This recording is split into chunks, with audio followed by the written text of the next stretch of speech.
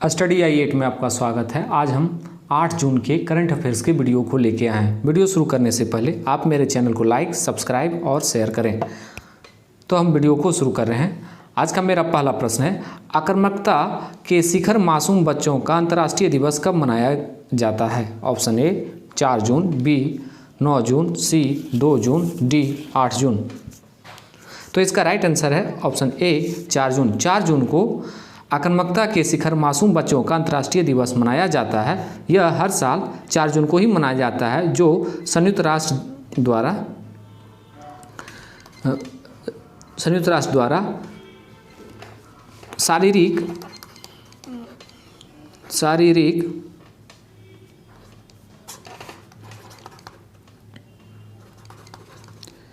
शारीरिक, मानसिक और भावनात्मक शोषण के शिकार के बारे में जागरूकता बढ़ाने के लिए आक्रामकता के शिकार मासूम बच्चों का अंतर्राष्ट्रीय दिवस मनाया जाता है, जिसे इंग्लिश में international day of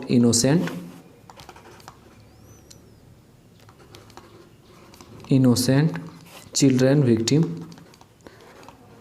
children victims of aggregation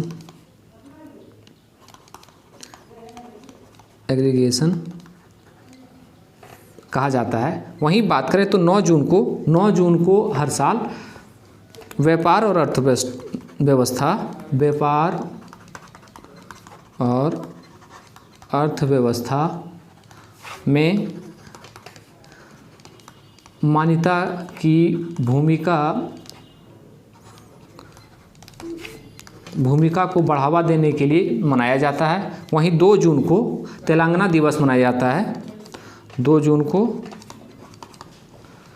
Telangana दिवस मनाया जाता है क्योंकि इसी दिन आंध्र प्रदेश से तेलंगाना अलग किया गया था। वहीं बात करें तो 8 जून को, तो 8 जून को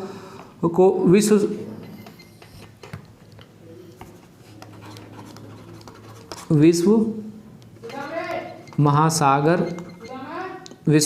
दिवस मनाया जाता है, जिसका उद्देश्य है कि आने वाली चुनौतियों के बारे में जागरूकता बढ़ाने के उद्देश्य से मनाया जाता है। वहीं बात करें तो पहला विश्व महासागर दिवस 8 जून 1992 को मनाया जाता है। तो इनके बारे में बस इतना ही।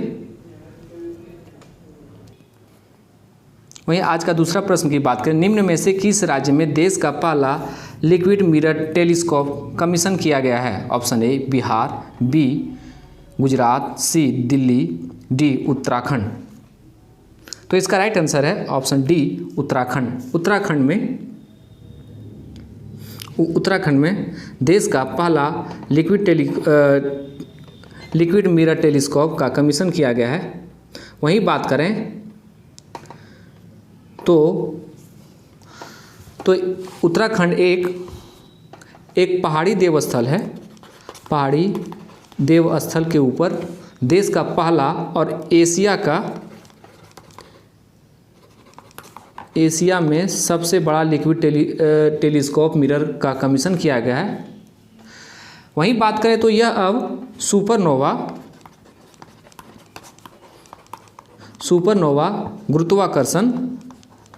गुरुत्वाकर्षण लेंस, अंतरिक्ष मलबे और क्षुद्र ग्रहों जैसी क्षणिक और परिवर्तनशील वस्तुओं की पहचान करने के लिए ओवरहेडेड आकाश पर नजर रखेगा। वहीं बात करें तो उत्तराखंड के बारे में कुछ और करंट अफेयर्स के बारे में जान लें, जो आने वाले उत्तराखंड पीसीएस के लिए इम्पोर्टेंट होगा। हिम प्रहरी योजना उत्तराखंड में शुरू हुआ। हिम प्रहरी योजना उत्तराखंड में भ्रष्टाचार मुक्त उत्तराखंड ऐप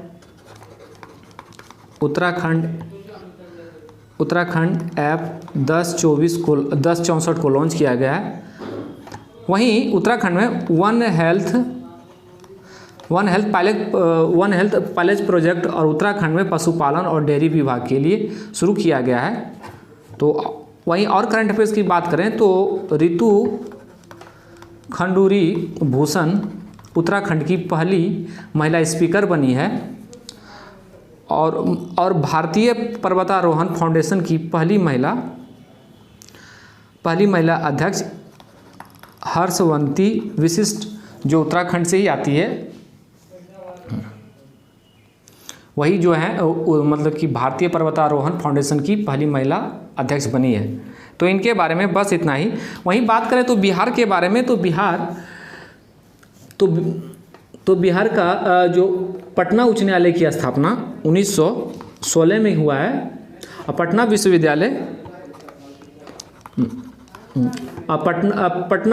विश्वविद्यालय का 1917 में।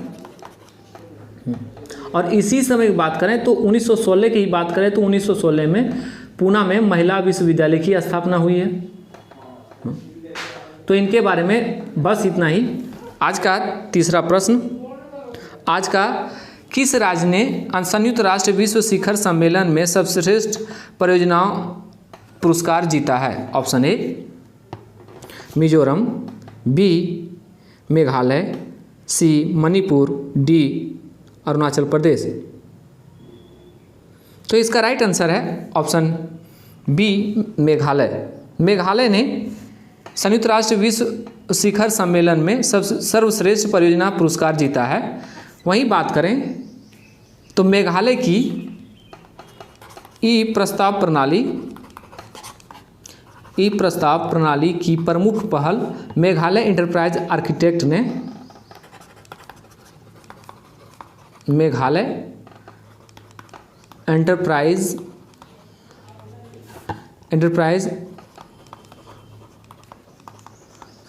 आर्किटेक्ट के हिस्से ने स्विट्जरलैंड के जेनेवा में एक प्रतिष्ठित UN award summit on the infection society forum का पुरस्कार जीता है। वहीं बात करें तो ITU के महासचिव हॉलिन जाओ ने जेनेवा में स्विट्जरलैंड के WIS फोरम में यह अवार्ड कंडोल सगमा को प्रदान किया, जो मेघालय के मुख्यमंत्री हैं। वहीं बात करें तो मेघालय के बारे में कुछ और करंट अफेयर्स जान लें।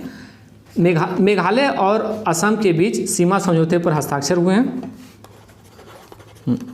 सीमा समझौता पर हस्ताक्षर हुए हैं। मेघालय ने CBI की सहमति वापस ले ली है। 21 जनवरी 1972 को त्रिपुरा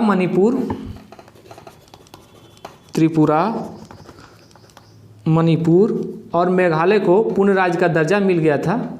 वहीं बात करें तो एक रिपोर्ट आया है जो आश्चर्य कर देने वाली बात है कि मेघालय में प्रत्येक 1000 गर्भवती महिलाओं में 3 HIV संक्रमित पाई गई है। वहीं बात करें तो अरुणाचल प्रदेश की, तो अरुणाचल प्रदेश के बारे में जान लें कि अरुणाचल प्रदेश जो है 20 जनवरी को वो अपना स्थापना दिवस मनाता है। माफ़ कीजिएगा, 20 फरवरी को स्थापना दिवस मनाया जाता है। और मिजोरम का भी 20 फरवरी को ही स्थापना दिवस होता है। भाई केसर ए हिंद को अरुणाचल प्रदेश की राजकीय तितली के रूप में मंजूरी दे दी है। केसर ए हिंद को राजकीय तितली के रूप में मंजूरी दे दी है। वहीं बात करें तो अरुणाचल प्रदेश ने हिमालय याक का बीमा किया जाएगा। वहीं अरुणाचल प्रदेश ने वैज्ञानिकों ने एक नई प्रजाति की पक्षी का खोज किया है।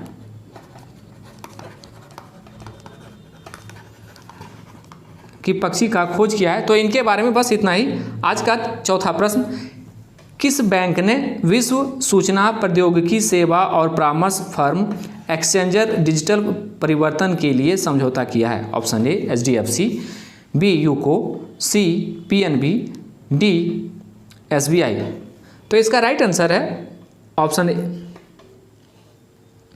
Option A HDFC। HDFC bank ने वैश्विक सूचना प्रौद्योगिकी सेवा और परामर्श फर्म एक्सचेंजर डिजिटल परिवर्तन के लिए समझौता ज्ञापन पर हस्ताक्षर किए हैं।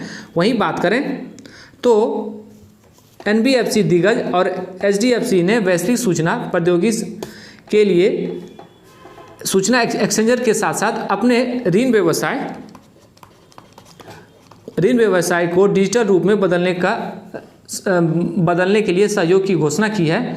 वहीं बात करें तो HDFC के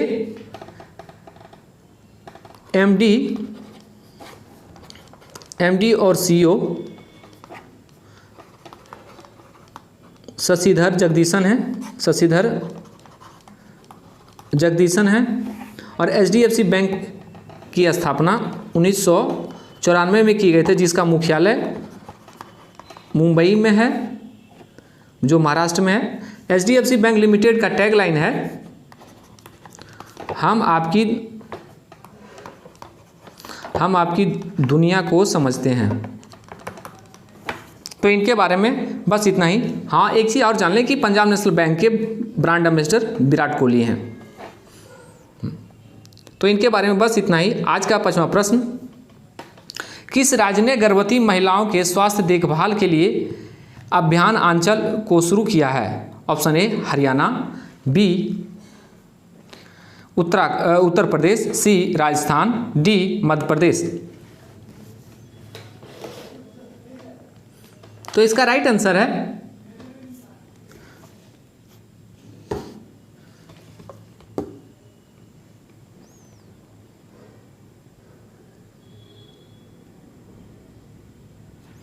राजस्थान।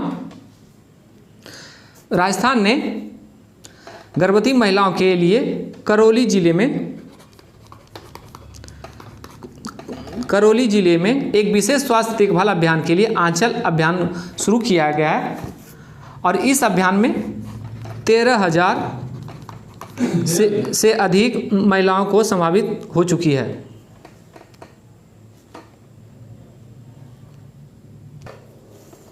वहीं राजस्थान के बारे में कुछ और जान लें कि राजस्थान में हाल ही में कुछ जो महत्वपूर्ण करंट अफेयर्स है, जैसे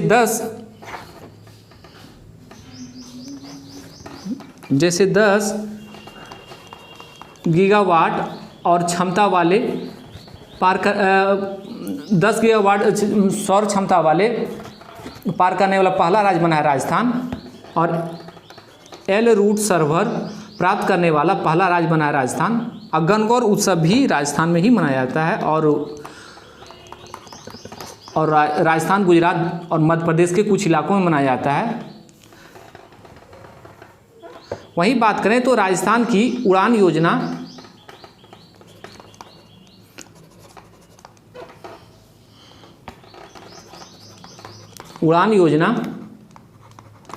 की ग्रामीण लड़कियों को छात्रवृत्ति योजना प्रदान करती है। वहीं बाड़मेर में तेल की भी खोज हो गई है। बाड़मेर में तेल की खोज के कमेंट में बताएंगे बिहार के कौन कौन से ज़िले में ONGC ने तेल का खोदने के लिए बिहार सरकार से लाइसेंस प्राप्त किया है। वहीं पे आए हम राजस्थान के बारे में। तो राजस्थान का स्थापना दिवस 30 मार्च को मनाया जाता है। राजस्थान सरकार ने पहला पेपरलेस बजट पेश किया है। तो इनके बारे में बस इतना ही। आज का 6ठा प्रश्न, सरकार ने 2021-22 के लिए कर्मचारी भविष्य निधि जमा पर कितने प्रतिशत का ब्याज दर को मंजूरी दी है? Option A 8.1%, B 6.6%, C 9.3%, D 8.5%। तो इसका राइट आंसर है ऑप्शन ए 8.5%। सरकार ने 2021-22 के लिए कर्मचारी भविष्य निधि EPF जमा करने में 8.1% का ब्याज दर को मंजूरी दे दी है। इससे पहले साल मार्च में EPFO ने 2021-22 के लिए भविष्य निधि जमा ब्याज का दर 2020-21 में प्रदान किए गए 8.5% से घटाकर 8.1% करने का निर्णय लिया था। वहीं बात करें तो EPFO की स्थापना 4 मार्च 1952 को हुआ है, जिसका मुख्यालय नई दिल्ली में है। तो वहीं आज की 7वां प्रश्न की बात करें, किस मंत्री ने हाई स्कूल में छात्रों की आवासीय शिक्षा के लिए श्रेष्ठता योजना शुरू की है? Option A doctor Harshvardhan, B doctor Amit Kumar, C doctor Virendra Singh, D इनमें से कोई नहीं। तो इसका राइट आंसर है option C doctor Virendra Singh. Doctor Virendra Singh ने हाल ही में श्रेष्ठ योजना को शुरू की है। वहीं बात करें तो आज का 8वां प्रश्न की,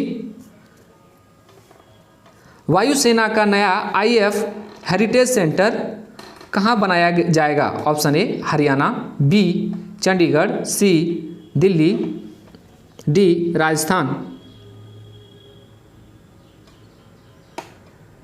तो इसका राइट आंसर है ऑप्शन बी चंडीगढ़। चंडीगढ़ में वायुसेना का नया IAF हेरिटेज सेंटर बनाया जाएगा। वहीं बात करें तो इसके समग्र वायुसेना की भूमिका और कामकाज को प्रदर्शित करने के लिए चंडीगढ़ में एक विरासत केंद्र बनाया जाएगा। एक विरासत केंद्र बनाया जाएगा और बल और चंडीगढ़ प्रशासन द्वारा संयुक्त रूप से IAF हेरिटेज सेंटर की स्थापना की जाएगी।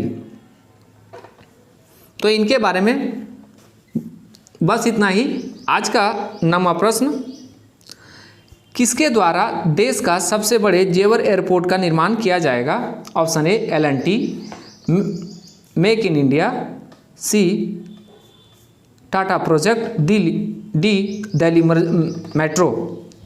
तो इसका राइट आंसर है option C Tata project. Tata project को देश के सबसे बड़े एयरपोर्ट का निर्माण के लिए कॉन्ट्रैक्ट दिया गया है। वहीं बात करें तो टाटा ग्रुप ने इससे पहले जो नए संसद भवन बना उनका भी निर्माण टाटा ही कर रहा है। वहीं बात करें टाटा प्रोजेक्ट अनुबंध के लिए शाहपुरजी, पलोनजी ग्रुप और लार्सन ट्यूब्रो को पछाड़कर जेवर में राजधानी के क्षेत्र में नए हवाई अड्डे का निर्माण करेगी। तो कमेंट में बताएंगे टाटा ग्रुप के चेयरमैन वर्तमान में कौन है। तो आज के हम 10वां प्रश्न की बात करें कि स्वतंत्रता सेनानी अंजलि पोन्नुसामी का कितने वर्ष की आयु में निधन हुआ है? ऑप्शन ए 102 वर्ष, बी 99 वर्ष, सी 101 वर्ष, डी 105 वर्ष। तो इसका राइट आंसर है ऑप्शन ए 102 वर्ष। 102 वर्ष में स्वतंत्रता सेनानी अंजलि पोन्नुसामी का निधन हो गया है। वहीं बात करें तो ये अंजलि पोन्नुसामी जो थी, जो औपनिवेशिक ब्रिटेन से भारत की स्वतंत्रता की लड़ाई लड़ी थी और 102 वर्ष की आयु में इनका निधन हो गया। 21 साल की उम्र में अंजलि ने भारतीय लोगों से ब्रिटिश उपनिवेशवाद से जुए को हटाने की उम्मीद, याद रखिएगा, जुए को हटाने की उम्मीद में भारतीय राष्ट्रीय सेना की महिला रेजिमेंट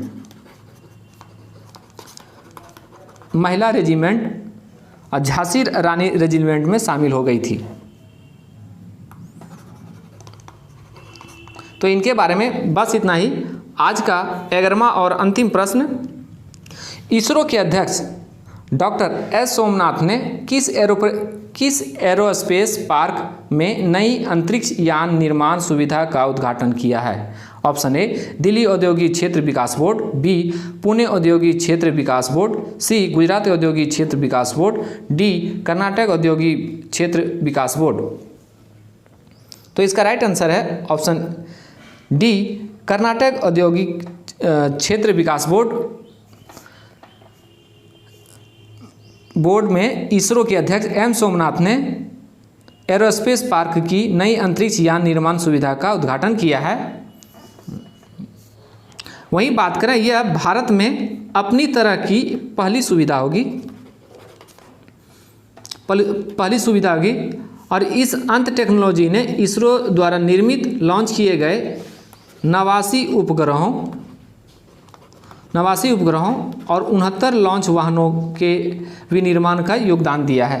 तो इनके बारे में बस इतना ही। And thank you for watching study आई8।